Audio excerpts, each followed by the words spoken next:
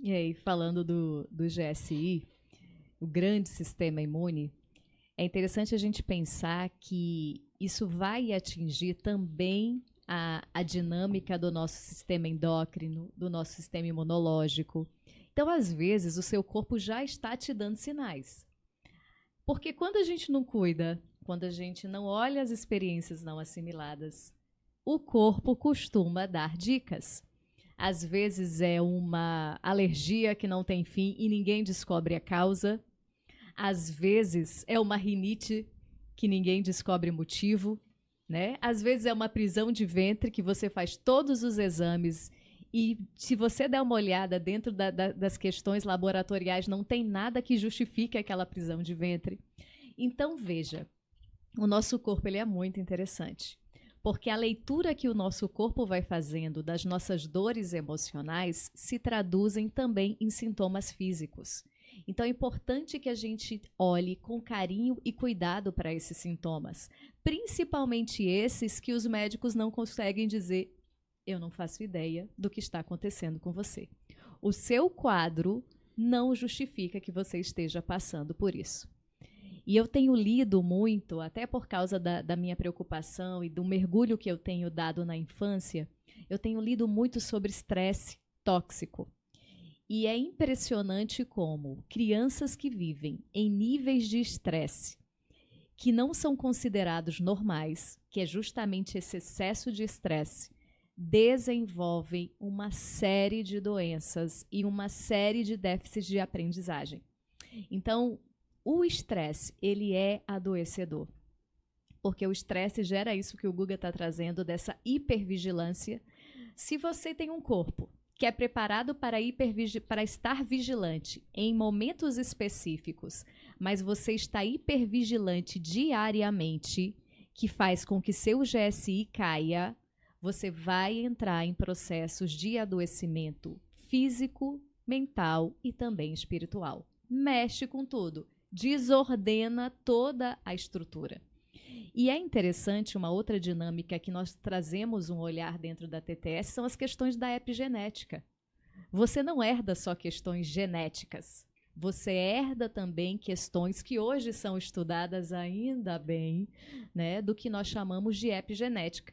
Durante muito tempo, isso foi considerado uma besteira, uma leseira, algo que não tinha necessidade nenhuma. Hoje, por incrível que pareça, cientificamente comprovado que boa parte do que nós somos é uma resposta epigenética. Ô Lilian, o que é uma resposta epigenética? Então, você herda medos, dores, você herda pessoas que não. A questão de não ter sido visto, de não ter sido olhado, que vai passando de geração para geração. Isso também faz parte do seu sistema. Isso também vai fazer parte do seu corpo. E isso pode desencadear doenças que não são explicadas pela medicina. É epigenética, né? Então nós temos. Nunca ouviu falar sobre isso? Aproveita o tempo que às vezes você passa na internet para estudar sobre coisas que te ajudem a construir também. Então é muito legal a gente estudar sobre essas dinâmicas que são. A epigenética acaba trazendo padrões de repetição. E o interessante e o bom disso tudo que a gente está conversando aqui com vocês é que tem como olhar, tem como organizar, tem como ressignificar, tem como dar um novo sentido. Né? Eu me lembro de uma paciente que me trouxe uma questão com o filho e no final da nossa primeira sessão ela me disse: mas eu ainda tenho chance com meu filho, né? E lindamente, quando ela me volta na segunda sessão, ela mesma me deu a resposta. Foi até mais rápido do que eu pensei. Porque quando a pessoa se abre ao processo e ela organiza algumas coisas que parecem tão óbvias, mas quando aquilo é organizado e o sistema começa a estar em equilíbrio, é real a transformação e a mudança. Então vale a pena investir, vale a pena entrar nesse processo, vale a pena você parar, olhar, organizar, reviver, né? Estar na dinâmica de permitir que você saia desse lugar, desse estresse diário, tóxico, para que você tenha uma vida que seja uma vida mais significativa. Eu tenho ouvido algumas frases ultimamente que eu acho interessantes, né? Muita gente diz que morreria pelo filho, né? Não, mas pelo meu filho eu morreria. Com certeza você que é mãe, você que é pai, eu estou dizendo isso, você vai dizer a verdade. E aí a pergunta que tinha era: e você viveria pelo seu filho? Então, quando nós estamos vivos, quando nós estamos fazendo coisas que fazem sentido para nós, os nossos filhos vivem de uma maneira tão interessante, porque as crianças nos olham, nos veem, nos sentem. Então é importante que os nossos ambientes sejam ambientes mais harmoniosos. É importante liberar um pouco esse estresse. É importante liberar a necessidade eterna de controle. Nós não temos controle sobre quase nada. Nem sobre nossa vida, nem sobre o nosso ar, né? Eu respiro aqui, nem meu ar é meu, daqui a pouco eu devolvo. Então, nada é nosso. Que controle é esse que às vezes a gente quer ter sobre tudo? E ao querer ter esse controle sobre tudo, a gente se perde, a gente se cansa, a gente fica exausto, porque voltamos lá para aquele momento, né, do sentido da vida. Porque não tem sentido. E se não tem sentido, se a vida não caminha, se a vida não flui, a gente também não se encontra. Não é aquela pessoa que diz: gente, mas eu tenho tudo. Eu não tenho motivo para reclamar de nada. E isso aconteceu também com uma outra paciente. O legal dos casos de paciente é porque acaba se identificando com você que está ouvindo a gente. E ela dizia: mas eu não tenho motivos para reclamar. Eu não tenho motivos e mesmo assim a minha vida está sem sentido. E aí, quando a gente foi organizando e olhando quantos motivos realmente a pessoa tinha para estar daquele jeito. A questão é tão séria que a pessoa não valoriza os próprios motivos e sentidos e as próprias dores. Ela passa por cima das próprias dores, achando que aquilo é desnecessário em prol de cuidar de uma família, de dar assistência a um filho. Gente, o que você sente importa. O que você é importa. A sua vida importa. E não vai ter como você cuidar se você não estiver cuidando de você mesmo primeiro. O seu cuidado vai ser essencial para que você dê conta de conquistar o que a gente traz lá no quadrante 3 que eu já comecei a citar para você. Aquilo que eu não tenho, mas eu quero. Para conquistar essas coisas, você precisa resolver todas as dores, né? E esse negócio de dor é um negócio tão engraçado, né? O Gustavo estava falando de dor e eu estava lembrando. A ena é como se fosse um espinho fincado na carne. Enquanto você não tira, ele deixa a dor. Então você tem que tirar, você tem que tirar, você tem que olhar. Não é um simples tirar, você tem que olhar. Quem foi que fincou esse espinho? Qual foi o motivo? Por que é tão interessante o processo? Que às vezes o espinho está ali uma vida inteira e a pessoa só consegue acessar quando a gente para e fala: qual é o seu valor? Qual é a sua importância? E aí ela vai falar: ah, eu nem lembrava que eu tinha esse espinho aqui. Gente, um espinho na carne dói pra caramba. Por menor que seja. Às vezes a gente está lá no parque caminhando, a gente pisa em um e dói pra caramba. Imagine esses maiores que são espinhos, né? Que estão aqui nessas tantas zonas que a gente trouxe para vocês, nas zonas macro. Como foi sua gestação, né? Como foi que sua mãe esperou por você? Você foi desejada ou não foi desejada? Quantas coisas tem todo esse processo? O que você escutou quando você estava ali dentro daquela barriga, né? Por isso que a gente traz a questão das zonas macro. Aí você nasce, cortam o cordão umbilical. Como é que foi sua infância? Ixi, eu nem lembro. Não tenho muitas memórias da minha infância. E aí você vai ter uma série de pensadores que vão te dizer: o que começa na infância, o que acontece na infância, não morre na infância. Caminha com você por toda a vida. Quando eu te falo isso, é bom ou é ruim? Dá uma agonia ou dá um quentinho no coração? Quem é que teve a infância perfeita? Todos nós tivemos dificuldades na infância. vem a questão dos antepassados. Aff, Maria. Aí eu me lembro da minha cunhada, né? Que ela vira e fala assim, é sério, por que essas crianças precisam herdar isso tudo? Não são escolhas. São, muitas vezes, questões que vêm para fazer com que a gente cresça, que a gente se desenvolva. Então, conseguir encontrar esse lugar, né? Tem as zonas mais complexas, assim, a zona multidimensional, a zona invasora. Lilian, o que é a zona multidimensional? Todos nós nascemos numa cultura, fazemos parte de um povo, então a zona multidimensional tem a ver com todas essas multidimensões da existência humana, né? O que justifica, por exemplo, que as pirâmides tenham sido construídas em vários pontos do mundo se essas pessoas nem entraram em contato umas com as outras. Zona multidimensional. Então, tem algumas pessoas que são tão conectadas ao universo que trazem também para dentro da sessão essas questões.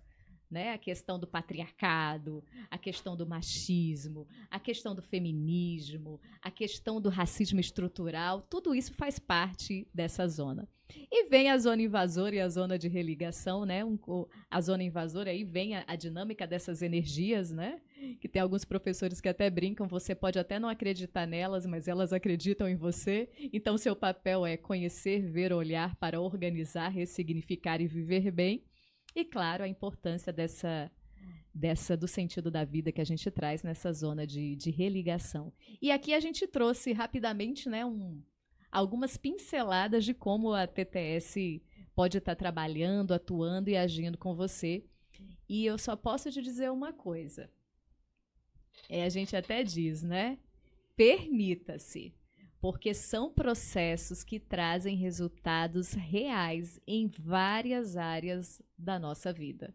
E aí a gente tem algumas técnicas, né? Eu já falei do quadrante, Guga citou aqui, dentro da dinâmica, a gente trabalha também as constelações familiares, mas não só, também a constelação sistêmica, né? E temos outras coisas, né, Guga? Exato. E a gente vai ter programação neurolinguística, vai ter também a ressonância sistêmica, vai ter a terapia regressiva, iridologia, nosso olho revela muitas coisas. Temos também a habilitação para trabalhar com floral, e como é interessante olhar e trazer isso para dentro da gente. Além de filosofias orientais que vão nos ajudar aí nesses conflitos dessas zonas, que são essas zonas multidimensionais, nessas zonas invasoras. E aí, às vezes, as pessoas elas pensam assim, tá, Gustavo, mas esse negócio aí não é de Deus, né? E aí a gente dá uma risada legal, né? Porque quem foi que disse que isso não é de Deus, né? Então, assim, a gente muitas vezes tem coisas que a gente desconhece. E a gente, como terapeuta, não está ali para julgar. Muito pelo contrário. Quando a gente não conhece, porque a gente preenche uma fichinha de anamnese, a gente conhece um pouquinho a sua história para poder trabalhar contigo, quando a gente não conhece algo que você coloca ali na ficha, a gente vai estudar. Por quê, Guga? A gente estuda para poder cuidar melhor de você. E como é bonito quando a gente respeita essa individualidade do outro, a religiosidade do outro. O que faz sentido para mim pode não fazer sentido para você e está tudo bem. E isso não nos afasta, né? Mas o que eu percebo? Que a gente está desconectado. Muito dessa falta do sentido da vida se dá pela desconexão que a gente tem com esse sagrado. E muitas vezes essa desconexão ela se dá por conta dos traumas. Quantas pessoas traumatizadas com experiências religiosas? Quantas pessoas que muitas vezes têm uma dinâmica de sofrimento com o pai e automaticamente jogam para Deus isso daí e acabam se afastando, né? E veja, eu gosto muito daquela passagem do filho pródigo, né? O que o filho faz? O filho pega tudo e vai embora. E Deus é aquele pai que fica na janela, né? Ah, Guga, mas eu não me conecto com isso daí, com esse Deus que fica na janela. E a natureza, você se conecta com ela? Você tem buscado ela? Você tem plantas na sua casa? Você tem seres vivos na sua casa? Você tem pet? Você gosta de pet? Você está cuidando bem dele? Né? Então, muitas vezes, a gente tem outras formas de se conectar com aquilo que faz sentido para a gente e a gente não faz isso. Olha para a tua mão. Olha quantas articulações você tem na mão, só na mão. Então, o nosso corpo é um corpo feito para o movimento. E muitas vezes a gente quer ficar parado. E o nosso corpo, ele vai para a lei do menor esforço. Óbvio, né? Então, se você começa a ficar muito parado, o seu corpo vai começar a fazer que seus sintomas sejam de parar. E aí você começa a ter dor nos pés, dor nas pernas. Olha só. Então, a gente precisa entender isso. Precisa buscar por quê? Por que eu me paraliso? Onde foi que eu me perdi de mim mesmo? A gente está desconectado da gente muitas vezes. E ao nos desconectarmos de nós mesmos, a gente perde tudo. Porque como é que você vai cuidar do outro se você não cuida de você mesmo? E se a gente for levar para a dinâmica religiosa, o resumo da lei é: amarás o Senhor teu Deus com toda a tua força, com todo o teu coração, e ao próximo como a ti mesmo. E cadê o ti mesmo? Que tempo você tem tirado para você? O que você tem feito com a única vida que Deus lhe deu? Se essa é a sua crença. Né? Então a gente muitas vezes, por conta desses traumas, a gente paralisa uma vida toda. Quantas pessoas sentem falta de você? Você já parou para pensar? Você já parou para pensar quantas pessoas gostariam de ouvir a tua voz aqui num podcast como esse? Você já parou para pensar quantas pessoas gostariam de ouvir você cantar? Ou de ler um texto seu, se a escrita é seu carro-chefe? E a gente não canta, a gente não escreve, a gente paralisa, a gente para. A gente para no trauma. E a gente acha que a vida é o trauma, a gente acha que a vida é aquela luva. E quanta gente cheio de luva, sem sentir, a gente para de sentir. Faça o teste. Lave uma peça íntima com tua mão e depois bote uma luva e lave outra. É isso muitas vezes que está acontecendo, que pode estar acontecendo com você. Você está vivendo uma vida baseada nos seus traumas. Isso não é justo com você. Se você tem filho, não é justo com seus filhos também. E a gente precisa e pode organizar isso. Para que você tenha vida. Para que você encontre o seu sentido de vida. E às vezes a gente sai descontando isso em trabalho. A gente falou no início. Aí a gente volta para a questão da Marta. Marta, Marta.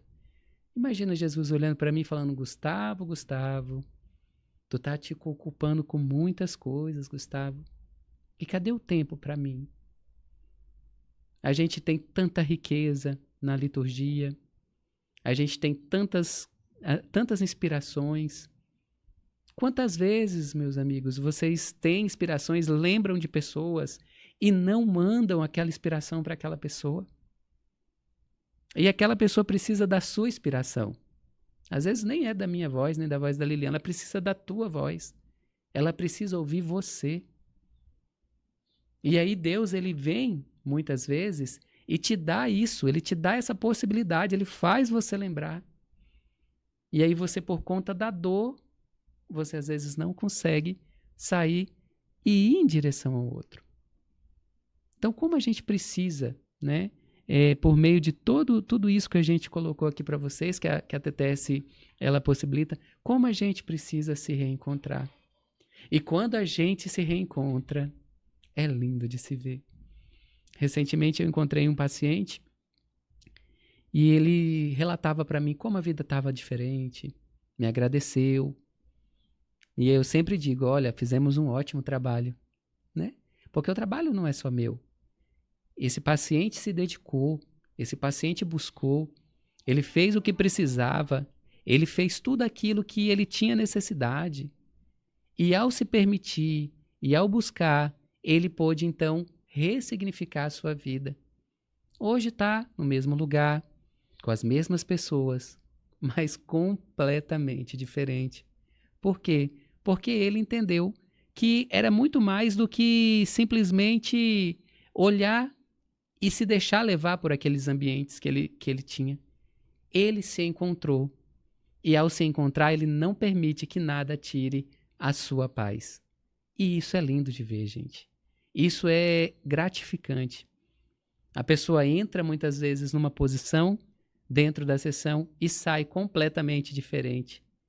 Sai renovada, sai grata. Quantas pessoas que vêm com um sentimento de gratidão? Recentemente também, eu tive um feedback de outra pessoa que eu tive a graça de ajudar. Eu sempre digo isso, que para nós, cada um que chega é uma graça que a gente recebe, né? Porque você confia no nosso trabalho e a gente, junto com você, vai encontrar esses seus tesouros. Eu gosto muito da analogia do diamante. Você já é um diamante, só está sujinho.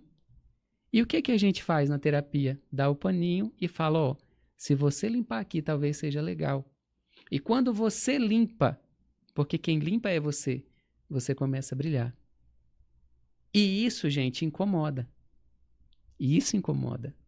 Né? Eu recentemente digo assim para os meus pacientes, se a tua luz incomoda as pessoas, peça para elas usarem óculos de sol, porque você não vai parar de brilhar. E que a luz não incomode, né? Mas é impossível. Se a gente estiver num ambiente extremamente fechado e uma luz se acender, né? Um ambiente com a luz apagada e tudo naquela penumbra, é óbvio que se chega algo iluminando, aquilo vai chamar a atenção. E dentre as tantas coisas que a gente tem, a gente já até falou, a gente queria trazer para vocês também a pirâmide transpessoal sistêmica. Porque a pirâmide transpessoal, ela ajuda muito, é como se fosse um jogo, né? É como se a gente pudesse ir de casinha em casinha para que a gente possa chegar no tão sonhado autoconhecimento, né? Então, depois de tudo que a gente falou, a gente queria trazer para vocês também a pirâmide transpessoal sistêmica. Essa pirâmide foi feita, elaborada, trabalhada e produzida pelo nosso querido mestre Jordan Campos, uma pessoa que a gente tem um carinho imenso, né? Até porque ele trouxe para a gente um processo, não só para a gente. Nós estamos entrando aí na turma 14 do TTS. Então, são 14 anos trazendo conhecimento de ponta, de qualidade, de carinho, né? Nós que tivemos a oportunidade de passar por esse processo de formação, o mimo, o zelo, os detalhes, o carinho nos detalhes, né? Eu aproveito e mando meu abraço para a Clarissa também, porque esses detalhes também estão muito relacionados com esse masculino e com esse feminino que fazem toda essa egrégora TTS. Então, ele fez a pirâmide transpessoal e a gente queria trazer para vocês, né? Essas ferramentas nós utilizamos na terapia justamente para ajudar o paciente a entender que os atos, as atitudes, a caminhada é deles. A gente está ali, às vezes, só para ajustar uma luzinha que às vezes está queimada ali dentro, mas quem faz é o paciente. Então, quando a gente tem processos terapêuticos de êxito, eu até digo, quando alguém me agradece, fala, parabéns, você já celebrou sua conquista? Você já agradeceu pelo que você fez? Então, assim, então vamos dar uma olhadinha nessa pirâmide transpessoal. Vocês vão ver que nós temos alguns triângulos que estão em pé, alguns triângulos que estão de cabeça para baixo, e tudo isso é muito relevante, tudo isso tem um sentido. Eu quero só chamar sua atenção que a pirâmide começa lá na ponta. O que nós temos é o tão desejado autoconhecimento, que é algo que faz parte do desejo de tantas pessoas e que a gente ouve tanto. Você busca o autoconhecimento? Você sabe o que é o autoconhecimento? Mas veja que para a gente chegar nesse triângulo, ali naquele topo, a gente tem uma base. E essa base, ela é fundamental para que a gente chegue nos lugares que a gente deseja chegar. E a gente precisa dizer para vocês que começa com algo que parece tão desnecessário, mas que na verdade é o grande combustível da vida, que é o sono. E aí a gente começa perguntando, né? Como anda seu sono? Você dorme? E mais do que isso, você descansa? Que o mais importante nem é, muitas vezes, o número de horas que você dorme, mas o como é que você está no momento que você desperta. Então é óbvio que aqui no podcast a gente não vai mergulhar nisso profundamente, né? Aí você pode fazer o TTS, você pode estar com a gente nos nossos momentos de formação também. A gente vai trazer para vocês uma pincelada aqui. Mas é importante que você tenha uma higiene do sono. É importante que antes de dormir você esteja conectado a coisas que façam sentido, que você esteja na penumbra, que realmente esteja em um lugar realmente escuro. E dormir é importante. Eu sou professora de adolescentes e adolescentes quase não dormem. E eu sempre digo para eles, meus queridos, façam um favor para o corpo de vocês. Durmam, por favor. Porque não dormir é como deixar um computador ligado diariamente. Vai chegar um momento que a máquina vai dar pane. Seu corpo é uma máquina, a melhor das máquinas, a maior das máquinas. Mas se não desligar, vai dar pane. E alguns jovens já estão sentindo essa pane. É pane no aprendizado, é pane no raciocínio lógico, é pane na leitura, não conseguem ler. Eu escuto com muita frequência, passou de 3 linhas, eu não leio. Ainda acha que é bonito me falar isso, a criatura, né? E claro que isso é pane. E é claro, não vou falar aqui de redes sociais, porque não vem ao caso, a gente pode trazer isso como tema para um outro momento no podcast, mas as redes sociais estão detonando algo tão necessário do ser humano, que é dormir. Então, o seu sono, você precisa descansar, ter energia para o dia que você desperta. Como é que você acorda? Ah, não, eu acordo bem, eu acordo com energia para o dia inteiro. Tem gente que me diz, eu já acordo morto. Eu até durmo 8, 10 horas, certo? E como você acorda? Morto. Não tenho energia para nada. Temos algum problema nesse sono. E é importante que a gente possa olhar, então, por esse primeiro triângulo aqui nessa base, que é o sono.